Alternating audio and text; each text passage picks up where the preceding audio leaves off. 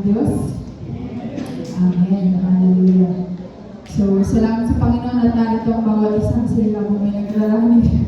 Tingin ko may traffic na mangyayari, pero hindi na yan ang Panginoon yun. At salamat sa buhay ng bawat isang narito. And before we proceed po, let's pray po muna para sa salita ng Panginoon. Hallelujah, Jesus. Father God, thank you so much for this time. Thank you so much for the opportunity and the chance, Panginoon, O God, to once again explore, learn, Panginoon, O God, your word, understand your word as well as your heart, Panginoon. May you flourish us more and more, Panginoon, and help us, Panginoon, to be defined, O God, ng iyong kapangyarihan, Panginoon, O God, ng iyong kabutihan, O Diyos. Salamat, Panginoon, sa iyong salita. Pagpalain niyo po ito, Panginoon, at magbigay ng impact sa buhay ng bawat isa sa amin bilang mga Kristiyano. In Jesus' mighty name we pray. Amen. And so, ang topic po natin this time is Go Unlimited Provisions. So, napaka-challenging na word. Paano kaya magkakaroon ng unlimited provisions sa mga Christians mula sa Panginoon? Ano kaya yung sinasabi na unlimited provisions ng title na yan?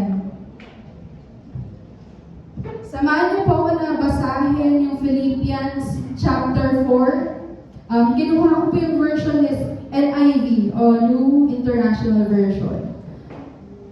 Philippians 4, 10 to 20. Let's read po verse 10. I rejoice greatly in the Lord that at last you renewed your concern for me. Indeed, you were concerned, but you had no opportunity to show it. Verse 11, I am not saying this because I am in need, for I have learned to be content whatever the circumstances. Verse 12, I know what it is to be in need, and I know what it is to have plenty. I have learned the secret of being content in any and every situation, whether well-fed or hungry, whether living in plenty or in want. I can do all things through Him who gives me strength. Verse 14, yet it was good of you to share in my troubles. Moreover, as you Philippians know, in the early days of your acquaintance with the gospel, when I sent out from Macedonia, not one church shared with me in the matter of giving and receiving except you only. Next verse 16, for even when I was in Thessalonica, you sent me aid more than once when I was in need. Not that I desire your gifts, what I desire is what more be credited, to your account. 18, I have received full payment and have more than enough. I am amply supplied now that I have received it from Epaphroditus, the gifts he sent. They are a fragrant offering, an acceptable sacrifice, pleasing to God. Verses 19 to 24, and my God will meet all your needs according to His riches, or according to the riches of His glory in Christ Jesus. To our God and Father be glory forever and ever. Amen. So, halongkatin po natin yung message ng Philippians chapter 4. Pwede po pakibalik sa verse 10.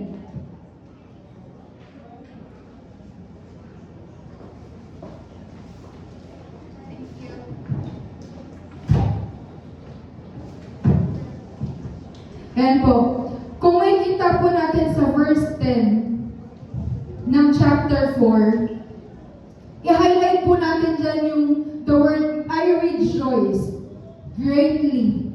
Hindi lang po rejoice greatly kasi hindi lang siya mag-isa. Notice the word greatly in the Lord. Because what is in that particular sentence is that Paul is being united or in union with Christ Jesus. That's important for us na maranasan yung unlimited supplication or yung unlimited provision ng Panginoon. Yung union sa presensya ng Panginoon. At madi-discover natin yan why later on. So sa verse 10, union with God to experience the fullness of joy or for us to rejoice. And then, mananotice natin dyan is renewed your concern. For the word renewed your concern, hindi lang po yan nagkaroon ulit ng concern sa iba. Yan po ang ibig sabihin yan is showing that you care sa kapatiran. Are we showing that we care sa kapatiran natin? O nakakontento na tayo na hindi natin sila makita? So, hopefully, and I really pray na itong topic na to is talagang ma-apply hindi lang po sa akin, kundi sa bawat isa sa atin as a church ng Panginoon. Then, yung renewed your concern or showing the care, merong isang word pa po yan. Ang ginamit sa King James Version po ng word na yan is flourish. Ibig sabihin po, hindi lang siya nagkaroon, hindi lang siya pinakita, kundi flourish, pinrosper, o pinag-igipa. Yung care, o pagpapahalaga, o pagpapakita ng halaga sa kapatiran. Verse 11 or verses 11 to 12 po.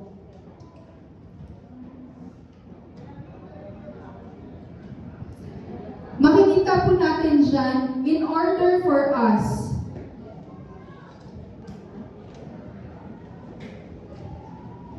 na magkaroon ng kakontentuhan is God. Tingnan po natin sa verses 12 po. 12. And verses 12 to 13. I know what it is to be in need. So as a Christian, sino po bang hindi na nangangailangan dito? Akin na lang. So lahat po tayo na ba nangangailangan? Taas po ng kamay na hindi nangangailangan, please akin na lang. So lahat po tayo wala nagtaas eh. Lahat po tayo nangangailangan sa lahat ng aspeto, either spiritual, mental, emotional, physical, financial, lalo na. Di ba? Everything, hindi tayo pwedeng hindi mawala ng pera, hindi tayo makakapasok sa school, hindi tayo makakapag-work, hindi tayo makakapunta sa church. Hindi mo pwedeng pawis ka na kasi naglakad ka para makapag-church, di ba? Isipin yung mga haggard tayo.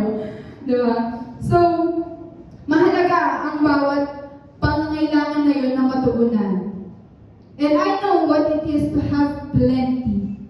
So, naka-experience na rin po ba kayo na magkaroon kayo ng sobra-sobra pa?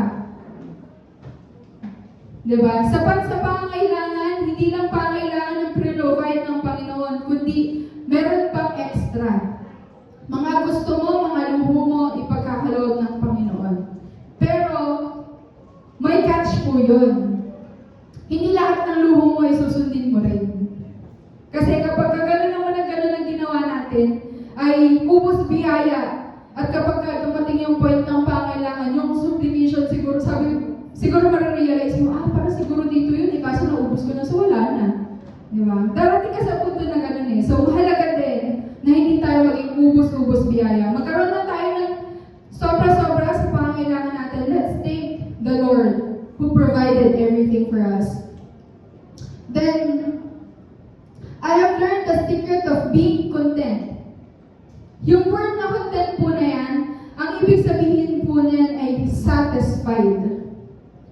Or masiyahan. Hindi lang siya kontento na nonchalant ka lang or wala ka lang feeling. Okay lang. Okay lang na wala. Okay lang na meron. Pero hindi ka masaya. Hindi ganun po yun. Yung content na word po na yan, ang ibig sabihin niyan is you are satisfied. Masaya ka sa kung anong meron ka. In any of every situation. Marami po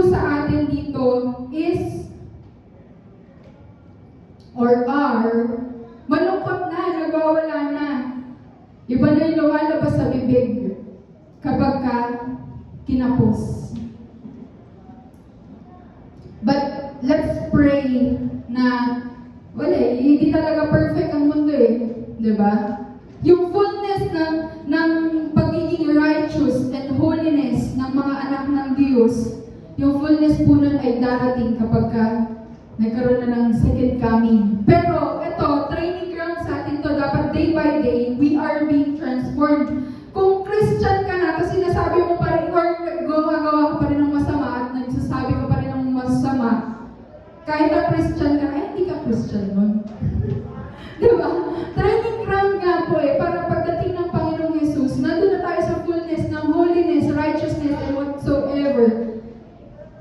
So, kailangan, ngayon pa lang inuumpisa na po natin yan. In every situation, nangangailangan ka ba? Nagugutom ka ba? Busog ka? Masaya ka ba? Malungkot ka ba? In every situation, pasalamatan natin ang Panginoon. Maging masaya tayo sa kung anong pinrovide ng Panginoon for us. Whether well-fed or hungry, whether living in or in want. Ibig sabihin kahit yung kagustuhan po natin. Verse 13, I can do all things through Him who gives me strength. Sino po ba sa atin ang gustong-gustong verse na to? Sikat na sikat to eh, no? Yung I can do all things through Christ who strengthens me. Pero may catch doon, kasi baka naman ibang interpretation kasi is, hindi mo naman alam ang isang bagay, pero I can do things. Pero ginagawa nilang yun. Ginagawa nilang motivation, eh, hindi naman para doon yun, kaya pag pumalpak, sisisihin si Lord. Halimbawa, hindi ka naman balerina, pinagbalay ka, bumuwan ka. Nag-proceed ka, nag-continue ka, kasi sabi mo, I can do all things through Christ who strengthens me. Hindi ka nga balerina, hindi ka nga trained dyan eh. Tapos nung pumalpak, sinabi mo na pahiya ka, sinising mo si Lord. So hindi po ganun. Yung I can do all things through Christ, na verse na yan, is applicable that whatever situation you are contented, masaya ka bilang Kristiyano, you are satisfied with the provision that comes from the Lord, whatever happens. Verses 14 po. Verse 14 muna po tayo. So again po, ang secret niyan is being in union with the Lord, with Christ. Hindi po yan basta-basta na magiging satisfied ka na lang sa mga bagay-bagay. Pero hindi naman nakakabit sa Panginoon. Malabo po mangyari yun. Kasi ang Panginoon ang mag-fill up ng puso natin para magkaroon ng joy or joyfulness. 14, yet it was good of you to share in many troubles, or in my troubles. May kita po natin dyan na si Paul, meron siyang struggles, nabibigatan, meron siyang mga pagsubok sa buhay. Pero ang maganda dyan is yung meron siyang kasama o ka-share sa yoke na dinadala niya.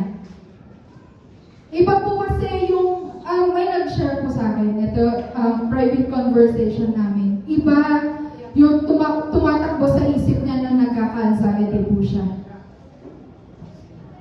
So, may mga sitwasyon ng buhay ang tao na hindi mo na kayang gusto mo na lang hindi kumilos, hindi gumawa, hindi mo na kayang magkaroon ng pakialam sa iba. Wala ka nang gustong gawin. Wala ka nang gustong isipin. So, ganun yung tumatakbo yung anxiety ng mga tao. That's why it is really important that as a brother or a sister in Christ Jesus, lalo-lalo na yung mga workers ng Panginoon, let's give time for them para maranasan nila na lighter yung pagsubok nila. Let's allow them to share their troubles, their challenges to us. Kasi hindi lang naman yan, hindi mo naman kailangan samahan siya every time. Just let the person talk to you and release those thoughts para magaanan siya. At eto nga po, ang magandang example nito is yung Philippians being shared with Paul as he struggles dun sa mga troubles niya, sa mga afflictions niya.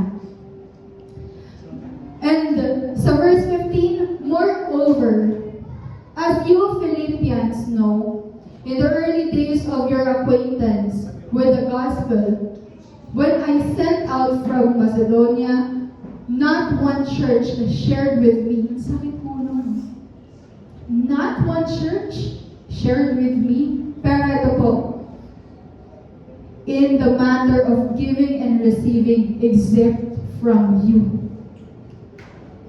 Or except you only. The word only.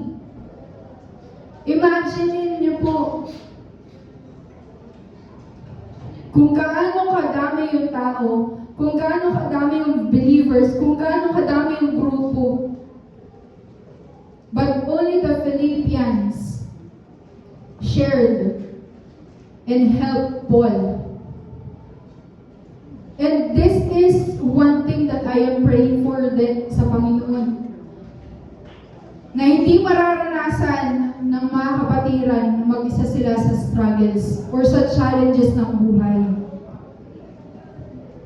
Yung brothers in Christ na word or sisters in Christ na word, hindi po yun basta-basta. That means you care for your sisters and brothers. And sabi pa po dyan, giving and receiving. Hindi lang po tayo tatanggap, hindi lang po tayo magbibigay. It's both ways, giving and receiving. While Paul is working in the kingdom of God, believers sent him helps. Yung tulong na binigay kay Paul ng mga believers, expression po yun that those believers care and thinking about the kingdom of God, the kingdom's expansion, yung paglawak ng gawain ng Panginoon sa entire earth or entire land. Tayo rin po, hindi tayo exempted dito. Hindi lang to applicable para kay Paul at sa mga fellow believers. Tayo po as Christians, we are being challenged to be part, na magkaroon tayo ng kaisipan na ano bang matutulong natin para sa church o sa kaharian ng Panginoon. It's not all about CTTP Batasan lamang po. It's about how we spread the word of the Lord all throughout the world. Kung paano ang word ng Panginoon makakapasok sa land wherein restricted. Maririnig ng mga taong pinagbabawalan kung ano yung kabutihan ng Panginoon, kung ano yung biyaya niya, kung ano yung sakripisyong ginawa niya. Yun po yung kingdom-mindedness. Hindi lang po yun sa loob ng church. Kung akala po natin kapag tumugtog tayo dito, tapos na yun, hindi po. Baka nakakalimutan po natin, napakarami nating tao kasama sa work, sa school, maybe sa mga conversations natin sa family, may insert natin, ano ba yung word of God? Ano yung gustong isabihin ng Panginoon or iparating ng Panginoon sa taong yun?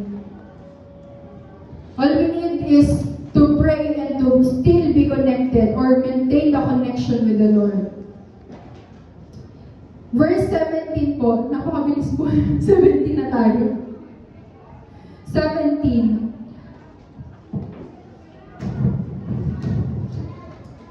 Not that I desire your gifts, What I desire is that more be credited to your account. Let's go first with not that I desire your gift. Ang mga magagawa po ng Panginoon, actually may na-encounter po akong ganito. Gusto nila yung nakaka-receive. Which is normal naman. Pero hindi ko kasi hindi makuha ng isip ko eh. Kasi feeling ko, nag-i-enjoy siya dahil may nakukuha. But hindi yun yung hindi po yun yung dapat na purpose. Kasi yung giving na yun, parang na lang po yun, in result na lang po yun. Dapat ang giving ay nangyayari as a result of the service. Hindi po yun yung nagiging dahilan dapat ng manggagawa para mag-serve. Again, hindi po yun dapat ang maging dahilan ng manggagawa. Dapat po ay result yung giving na word na yun. Giving na nakaka-receive siya, hindi po yun giving na, na siya yung magbibigay. Siya yung tumatanggap. So, as workers of the Lord, we should have the mindset that it's a result. Then,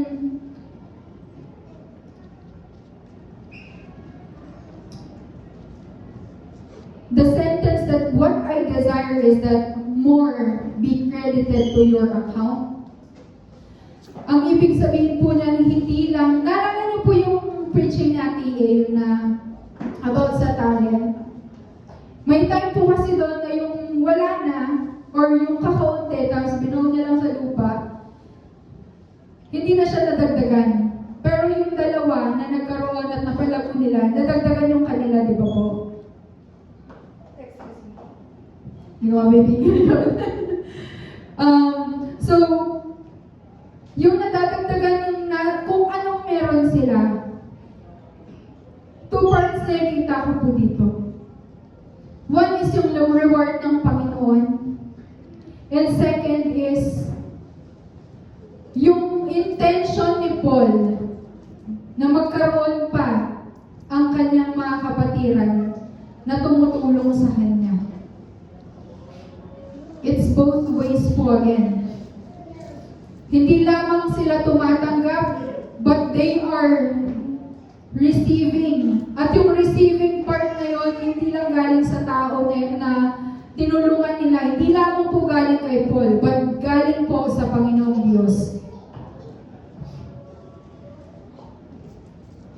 Then, verse 18, I have received full payment and have more than enough. I am amply supplied. So, naka-receive na si Paul ng para sa kanya. Ang gamit niya is payment, di ba? Parang bayad sa kanya or sweldo niya. But he has enough. More than enough. I am amply supplied. Ibig sabihin po, sobra-sobra pa. So, ganun magbigay ang Panginoon.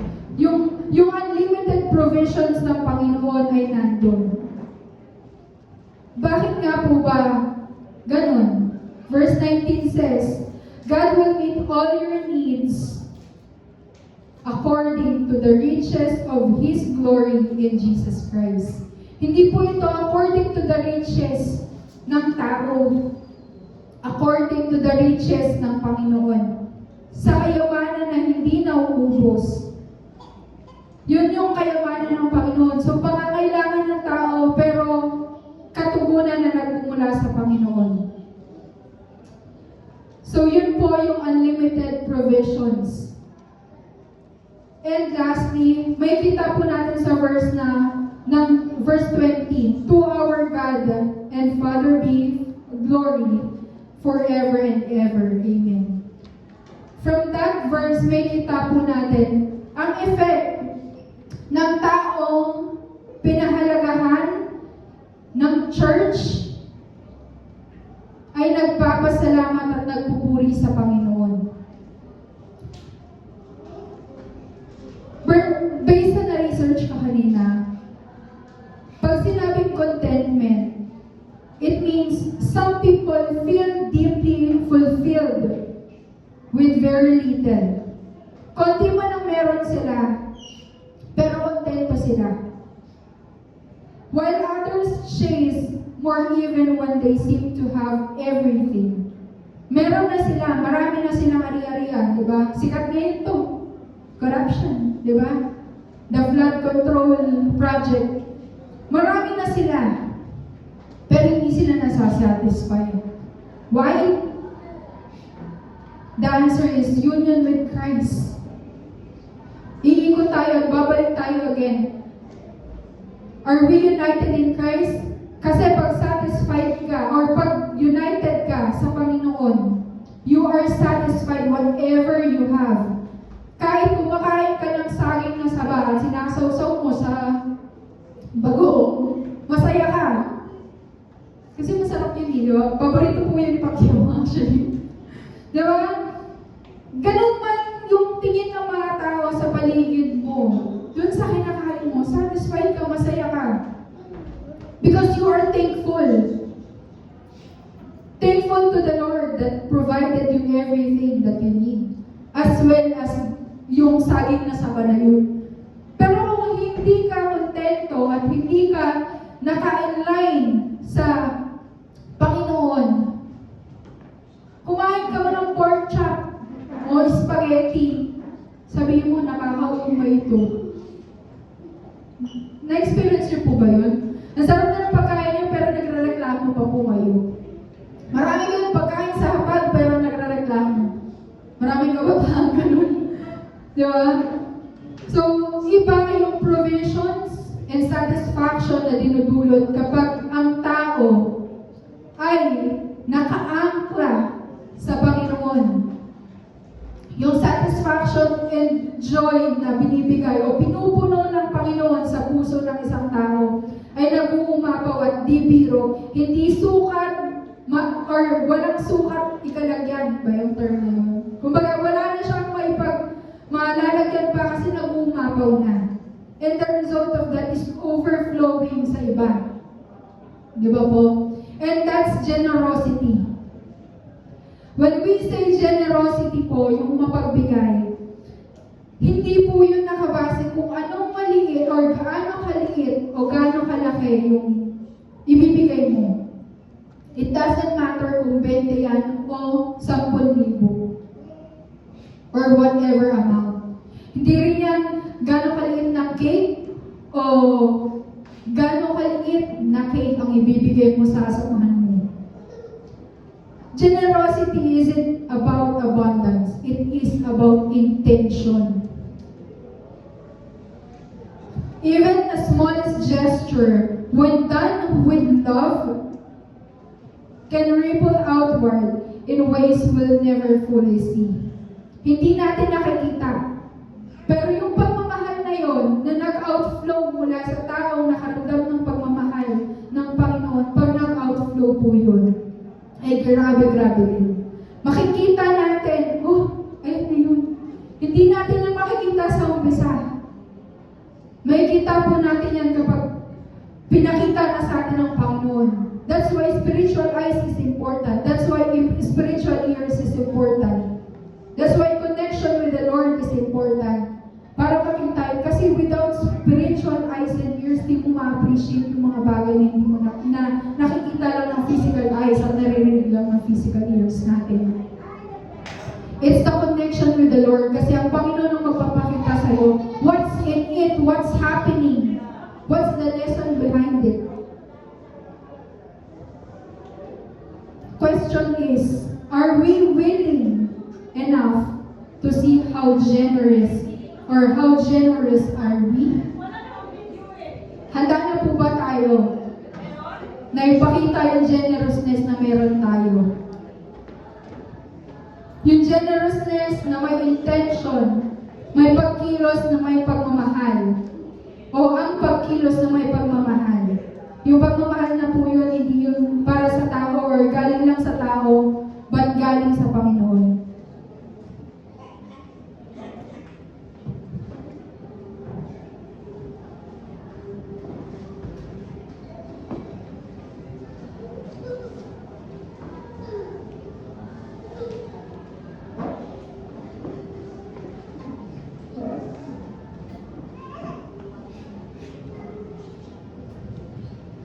racism.